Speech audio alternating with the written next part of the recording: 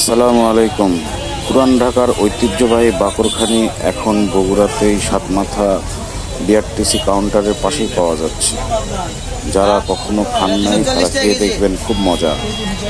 10 টাকা পিস মিষ্টি দেন বাবা দাও ভাই 250 দেন তো।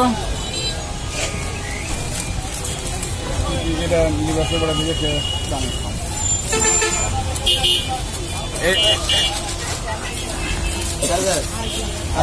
আর দূরে লাগবে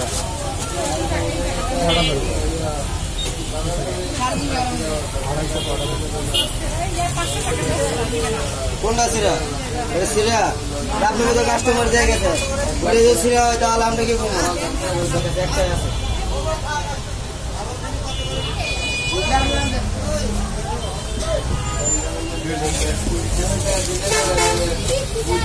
আমাদের